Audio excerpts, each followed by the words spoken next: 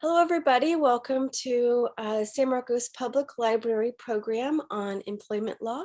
My name is Deborah Carter. I am a librarian at the San Marcos Public Library. Employment law regulates the relationship between employers and the employees, and it governs what employers can expect from their employees. And without these laws, workers would be vulnerable to all kinds of threats. The key employment laws include discrimination, minimum wage, workplace safety and health laws, child labor laws, workers' compensation, and it can be complicated, I think, for a lot of us to figure out. So today's program is not legal advice, it is general information for you as a lot of us are employees and can get into sticky situations.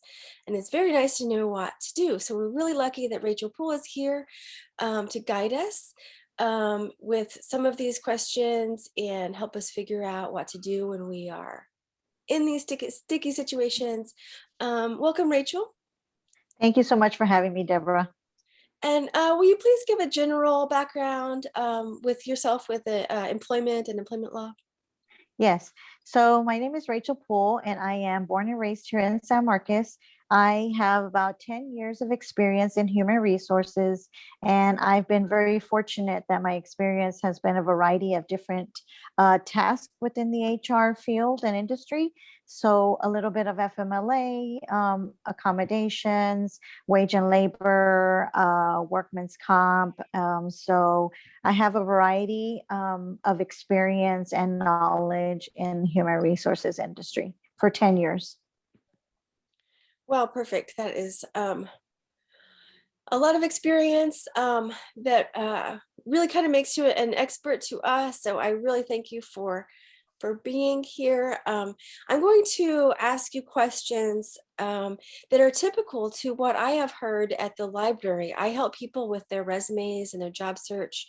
And because I'm in these long conversations with people about their past employment and their terminations and their kind of life with the life experiences with their workplaces, I've heard so many stories that are just terrible, and it makes you feel like a bit lost and hopeless because people sometimes put up with situations because they're afraid to do anything, or they just leave that workplace because it's actually just too bad, but they also never felt like there was any kind of recourse that they could participate in.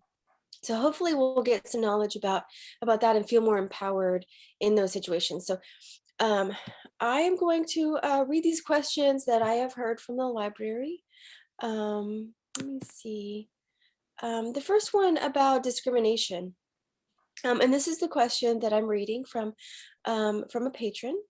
I am a Black woman. I applied for a promotion at my job, but I didn't even get an interview. I'm very qualified for the position in both my education and my job experience. I have a master's degree and 8 years of experience, and I think I'm more qualified than the white man who got the job. All of the higher positions at my company are occupied by white men and women, and I suspect this is race discrimination. What can I do? So that definitely does raise your eyebrows, right? Certainly that, first of all, you didn't even get the interview and you're very much qualified. And then second of all, looking at the demographics of the other upper management does raise that eyebrow. So, discrimination is very complex, but very simple at the same time. So in this case, there could be very much potential discrimination going on in this organization. So one of the things that I would recommend if I was in this situation would be set up a meeting with your human resources office and talk about, I'm here to follow up on why I did not get an interview for this position. Is there something specific that was used as a guideline for selecting interviewees? And they would have to provide that, for you.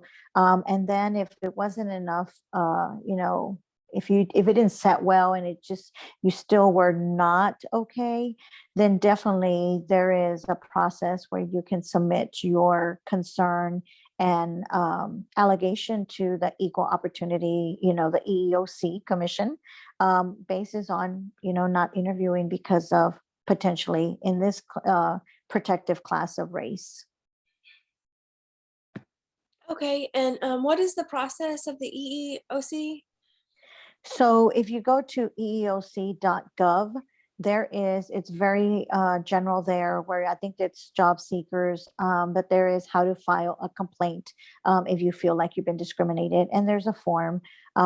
You can also file your complaint with the company's HR department, and they would have to launch an investigation if that was truly what happened.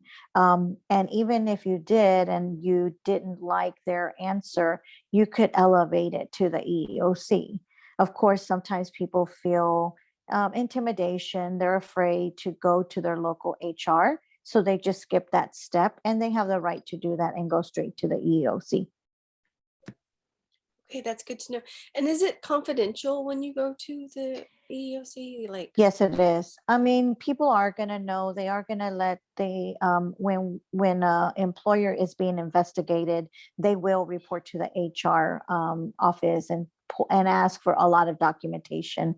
They're going to ask what interview questions that they have, what was their interview selection process for not selecting and selecting applicants to be interviewed. They're going to ask a whole lot of information to substantiate did they have cause to not interview her or not. They are gonna, I mean, an HR office is gonna figure it out who it is. But there's also an additional law that protects that employee from retaliation. Because, if we know somebody has submitted a complaint, we're not supposed to do anything but go forward and respond to the investigation. okay, got it. Thank you for that information. I have a question that relates to age discrimination from a patron named Mhm. Susan. She says, I have been an accountant for my whole working life, and I've been at my current firm for years. I always thought my experience was one of my assets until my manager told me one day that he'd wished I'd hurry up and retire because I was too old and there were too many women in the office. I couldn't believe he said it. It made me feel so uncomfortable, like he was mocking my age. It also made me feel like the work I did and the contribution I made to our office wasn't valued at all. I told one of my colleagues, and she said it sounded like age discrimination. What do you think? So unfortunately, there's several parts to this question. So the first part is it's really not discrimination. There's lots of levels. So first of all, it's a microaggression statement that shows biases, stereotyping, and some prejudice, not prejudice, but biases and microaggression statements about age and about gender, because he also made the comment about her being a woman.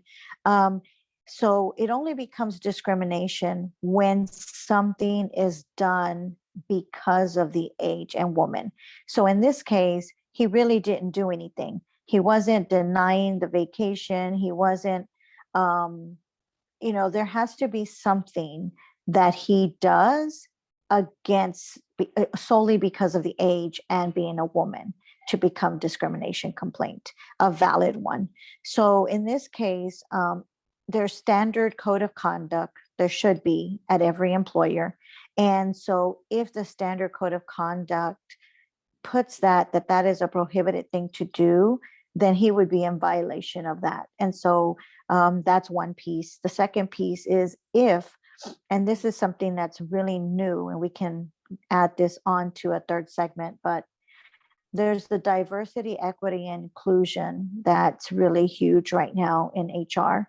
And so a lot of companies are coming up with DEI mission statements and policies and procedures to go against microaggression statements in the workplace and biases and prejudices to avoid discrimination.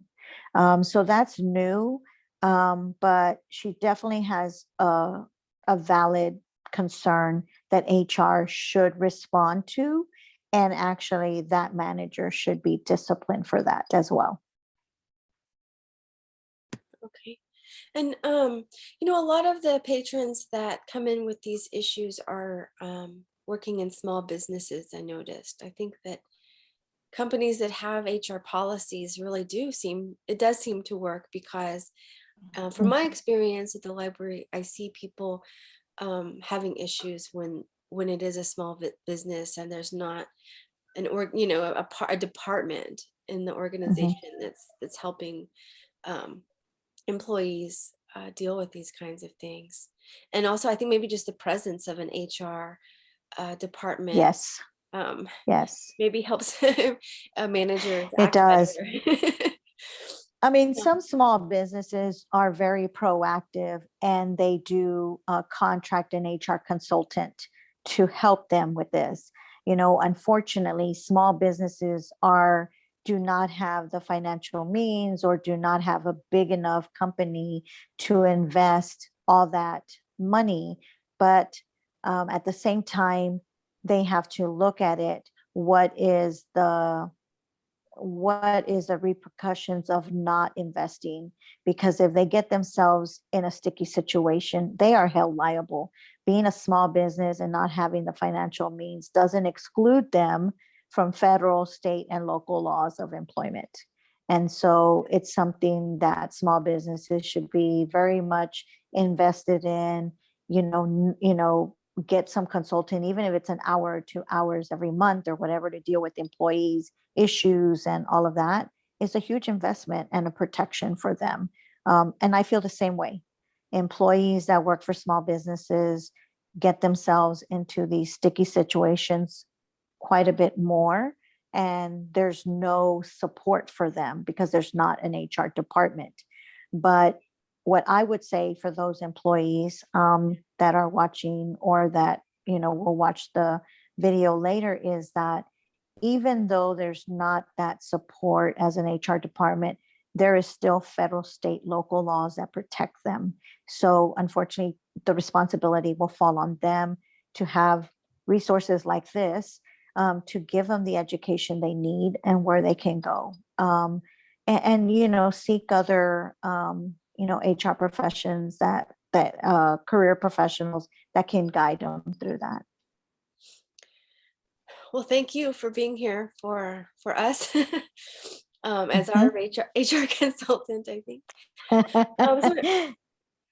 so June is Pride Month, so I think this is a good question about sexual orientation. The question from Yes. the patron is, I am gay and one of my coworkers is constantly making graphic sexual remarks to me because of my sexual orientation. Is this sexual harassment? It can be. It is. But anytime, and that goes back again, anytime the employee is being giving these statements that make them feel uncomfortable and unwelcomed, they have the obligation, the responsibility, the authority to tell the other person that that is not welcomed. Unfortunately, for a new person starting out as an employee, they're going to be somebody with not that much experience, not that much confidence and knowledge. So they're going to be intimidated. They're not going to feel comfortable saying that. Where you get a seasoned employee like yourself and myself, I have no problem telling, hey, Deborah, I don't like what you just said. Can you not say that to me again? I don't have no problem doing that. But somebody that's new or that's in a smaller setting could feel very intimidated by doing that or scared or fearful. Um, but you still have to let them know because they may think it's okay and it's not. So when you tell somebody it's not and they continue, then yes, that is harassment at that point because you have been warned and told, I don't like that. do not do that with me, and then you continue, then definitely harassment. That's one part. Again, with the diversity, equity, inclusion, a lot of companies are really getting on that initiative in putting these things in place to not allow these things to be said in the work environment. So I think that that's a really good thing. Unfortunately, it was on the back of unfortunate society issues, but it does prevent, I mean, it does help us move forward and making sure policies, standard code of conduct, handbooks include those things. Um, so again, the standards of conduct, if the company has that, it should have very much blatantly put in there that these type of statements and actions are not allowed in the company. Okay. So, And I've yep. heard, I hear you saying, that a verbal like sort of warning is enough, but I've also heard to put it in writing so that you kind of are leaving a paper You trail. can. Well, you can do both. I'm glad you mentioned that. Yes, very much so. You let them know in person, and then I email you. Hey, Deborah, this is to recap our statement earlier. You made a comment that's not welcome, and blah blah blah. Can you please not do that? I look forward to working with you some more, whatever. But I would email you after I told you, because you're right. And some people carbon copy their HR office, you know, because you definitely want to make sure that it is known that you have addressed this issue at the lowest level. You're being proactive. If it continues, then shame on them. Right. Okay. So I have one more question regarding Okay. discrimination, and it has to do with disability. Okay. Um, and it looks like it's kind of a three-part question, so it might be a lot. The question is, can I be charged or paid a lower salary to cover the cost of the accommodations that my employer would make for my disability? And when is the employer required to give the accommodation? And what if my employer thinks the accommodation is too expensive? So yeah, this is a couple of segments here. So the first of all is when you apply for any job, somewhere during the application process, it's gonna say if you require any accommodations. And so you would submit what your accommodation is. But at no point should you be charged and have to pay a lower salary to compensate for whatever cost it comes with that accommodation. That should never happen. You should be paid the hourly rate of what that position's paying. There is some companies, and we talk about working for companies and small businesses. So companies usually have an ADA committee. So it's not just one person making the decision, it's a panel of 4 people to make the decision. Can we accommodate Deborah as a new hire employee? And so they all vote yes and no. They put how the accommodation is going to be handled and appropriate for you as a new employee, and what's the follow up. So that happens at that level.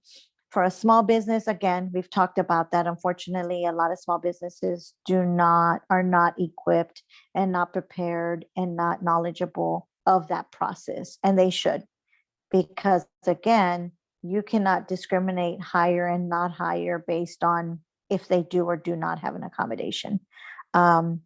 So that the other piece is the employer is not required to give you an accommodation.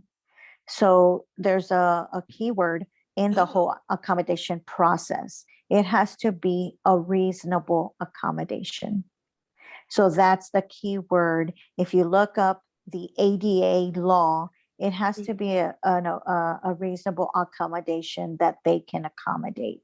Because unfortunately, there's some positions that no matter what, there's no way you can accommodate this person to perform those essential duties. So they're not required. Who gets to decide what's reasonable? Or like, is there a measure of like what is reasonable or not? It's vague. It depends on the position you're applying for. It depends on the company, the size, and how much.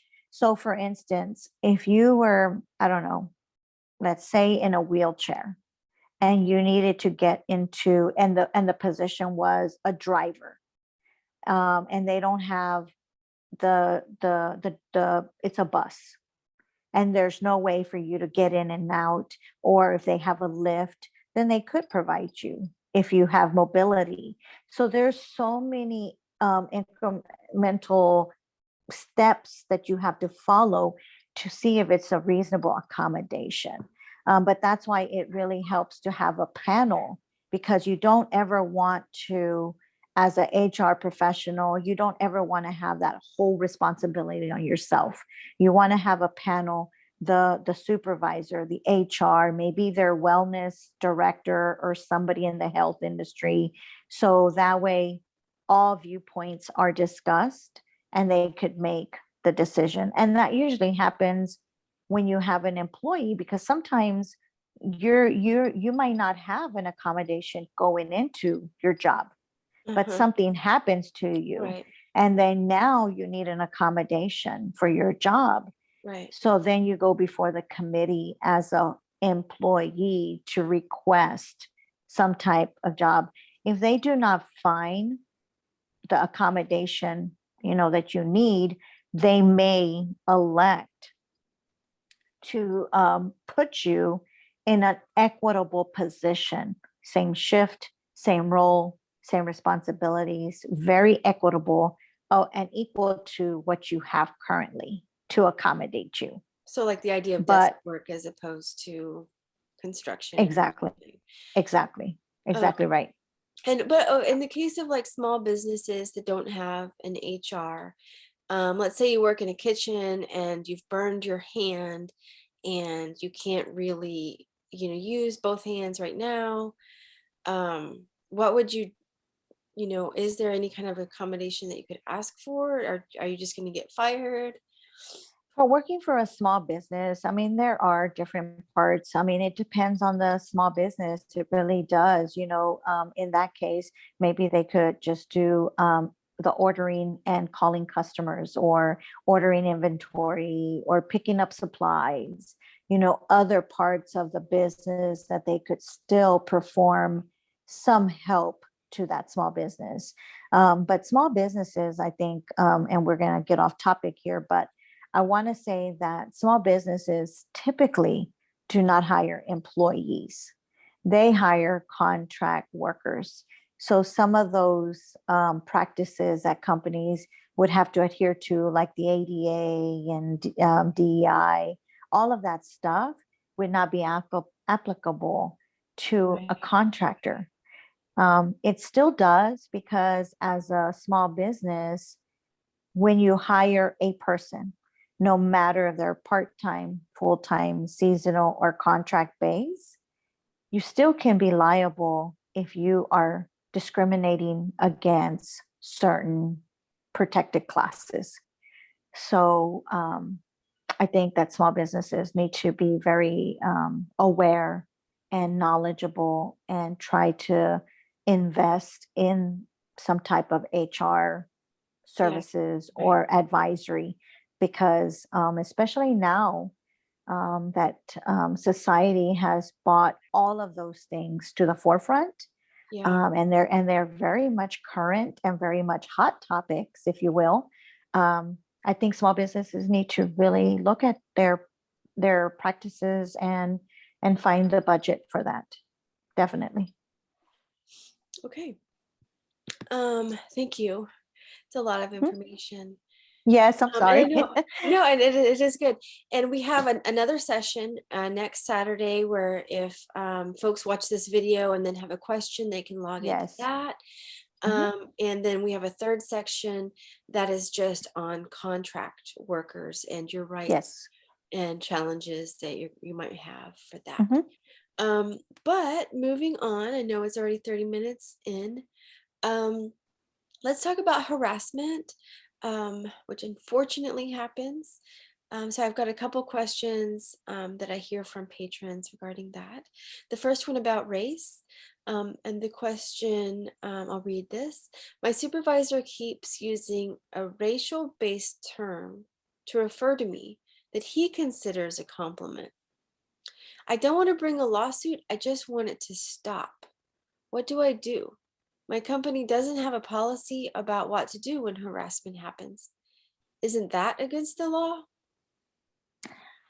So the first part is, again, speaking up and not being afraid and having a voice and an advocate for yourself and say, here you go, Miss Carter.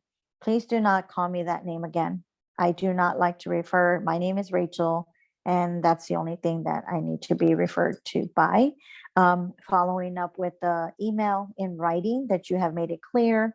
Now again, if you're not comfortable with doing that, reporting it to human resources and letting them know that your boss is, making this statement, calling me another name, and I do not appreciate that. They will make sure. Usually, most HR professionals, I would say quite mostly all will definitely follow up with that supervisor. To make sure that that doesn't happen again, and there would be discipline, because as a manager, supervisor, the violation of those types of things is very slim, because you should know better at that level. Um, so the company doesn't have a policy, that doesn't matter.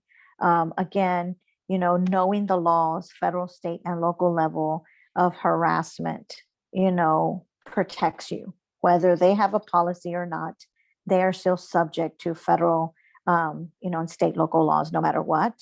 Um, Not having the policy is not against the law. It's a good practice. Most companies definitely know that they have to have a policy to protect themselves and to protect the employees' rights. Again, small businesses might not have that. But I'm a true advocate and a resource for small businesses that need HR support, because I think that it's time. It's time that they really look at that, whether they have one employee or 10, it doesn't matter. Um, Yeah, and the more I learn about this, the more I do feel like it is a good idea to have representation like that, like yes. a consultant, and I Mhm. feel like that would prevent some of So, the discrimination and yeah, harassment, because in some yeah, ways the employer is holding themselves to the standard now, and just knowing that the yep, employees have somewhere to go to, or you yep. know a middle person between, or a third party anyway. Exactly. Yeah, and you said that perfectly. Human resources, whether it's a consultant, a manager, director, a specialist, generalist, it doesn't matter. Their primary responsibilities are twofold. One is to advocate for employee rights, and two is to protect the employer itself. You fall right in the middle. So anything and everything that I do on a daily basis at my job or in my own business, I have to look at the employer's protection, but also advocate for employee rights. Interesting. Yeah. So you're in a middle position yourself then. Yes, I am. That's tough also. Okay, I have one It more is. question. It really is. Yeah, there's sticky situations for us all. So I have one more question regarding harassment in the workplace. And this is a sexual harassment question. Okay. It says, my coworker brings a sexually graphic magazine to work every month, and all the guys gather around his desk to look at it. Although I haven't seen what's inside the magazine, it bothers me that he does this. Is there anything I can do? Yes, again, let them know, report it to HR. As an HR professional, I would write up everybody in that circle. That's just not okay. The standards code of conduct is really, really what will stop those things. They're in pure violation of things that are allowed and permissible or not permissible at a work site. So definitely making a note and filing a complaint. about it. This type of situation, I wouldn't recommend to go to the equal opportunity, the EEOC, or any other higher level of authority. That can be really, really, this is an easy problem to solve at the local company level or at the corporate level if they have a corporation. This is very cut, clear, dry. It's a no-no, and that's it. Okay, good to know. That's actually happened to me in a workplace before, and I Hmm. just quit. No. I was looking at a statistic online that 40% of women say they've faced workplace sex discrimination, especially for mothers of young children. And then also I looked at a survey of Black and Hispanic workers that found that 1 in 5 had experienced racial discrimination on the job just with the past year alone. Hmm. So that is Yeah, pretty prevalent. it's unfortunate. These laws have been in place for thousands of years, and here we are still in a new decade, still dealing with the same issues. Right. But that is, when you deal with people, unfortunately, not Mhm. everybody has the same standards. Yeah. We have to change hearts and minds, not just the policies. Exactly. So I know we will be wrapping up with our discrimination and harassment segment of our videos, and there was a question from the audience um, that I Okay. think is perfect for. She asked, "What is the difference between discrimination and harassment?" Okay. So harassment is a form of discrimination. So discrimination happens. Well, let me go back to harassment. Harassment is anything that is unwelcomed and uncomfortable for an individual, and they continue to do it. So, say for instance, I can just do something to you that you just feel very awkward, uncomfortable, or it doesn't set well. And you can tell me, Rachel, please do not do that certain thing, whatever it is. If I continue to do it, then at that point, it is deliberately harassment, that I am almost pestering you. I am making your workplace uncomfortable and hard to work at every day, and it becomes an unpleasant environment. Discrimination is when you use a specific class, like for instance, you're white, I'm Hispanic, so there would be a difference there. If I purposely have targeted you because Mhm. you are white, and I am doing things only because you are white, then at that point it elevates to discrimination. um, I was gonna ask, what are those? You said the certain classifications. So it's race, So there's several. gender. There's race, gender, sexual orientation, there's religion, there's age. Gosh, I wish I would have wrote them all Okay. down, but there's like Uh, nine. we can talk about There's that next nine. time. There's Okay. nine Okay. classifications that fall under that are protected classes, is what they call them. Do you happen to know about like trans rights? Is that a gender issue, and It is is. that protected at this point? Yes, it is. No. It is. So federally, it's protected now. I want to say it is. I will look, but I think it Okay. falls into the category of sexual orientation, sexual preference, or something like that Gender. under that Yeah. Okay. umbrella. Yeah. Right. Hmm. That's interesting. Yeah, because that's like a kind of probably a new policy if it is a Right. policy. Um, So I hope I answered her question, with the difference of discrimination or not, because discrimination is you're deliberately using something because of something's their class. If you're white, or I'm doing something because they're black, or I'm doing because they're gay or whatever, then at okay. that point I'm targeting somebody because of that. So it's really about one of those protected classes, not Yes. like in general, someone has like a grumpy and bad personality Right. and the coworker feels harassed because of that. That's not protected. If they're like, let's say they're both white, and then Right. they're just not getting along for some reason, that's not Yeah. a harassment situation. Right. And That's that's why a lot of times with, HR professionals, we're always trying to keep an eye on, is it really just an employee relation issue between two employees? or Yeah. is it truly some form of harassment, or could it be potential discrimination? Is Yeah. there biases? There's your stereotypes. So now I just took a class on diversity, equity, and inclusion. It was a 7-week course, and it was so interesting because now I'm looking at everything differently when I deal with employees. So I always have it in the back of my mind. Are there biases here? Is there stereotypes? Are there two different classes? So again, being centered, I want to protect the employer, but I want to advocate for the employee as well. So looking at it through that lens, because you want to make sure that that's not the case. Um, Employee issues, they just don't like each other and they have a personality clash. Then you can have a mediation and talk about those things. It's there's a fine line. And that's why, as an HR professional, one of the things that I do with the management team is you have to make sure that whatever you're doing for one, you do for everybody.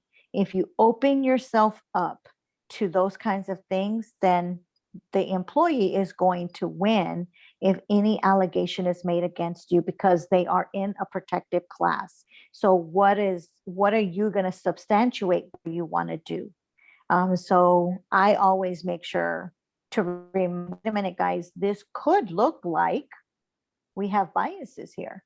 This And could look often like, it is, right? I mean, I know that's so prevalent yes, still, unfortunately. yes. So, Um, you fall into that category. Sometimes the management team, they don't, they just say, oh, you're always stirring up problems, but you want to point those viewpoints out to both sides. yeah. Okay. Mhm. Well, thank you, Rachel Poole. I don't know if there's any last questions from the audience, but let's wrap up this one so that we have a good video for the patrons of the San Marcos Public Library and the public in general who might be facing discrimination or harassment in the workplace. And All we right. will see you 1 week from today for more information on employment law and some empowering messages about what to do in various situations. So thank you, Awesome. Thank you, Rachel. Bye, Thank you, everybody. Deborah. All right. Bye bye.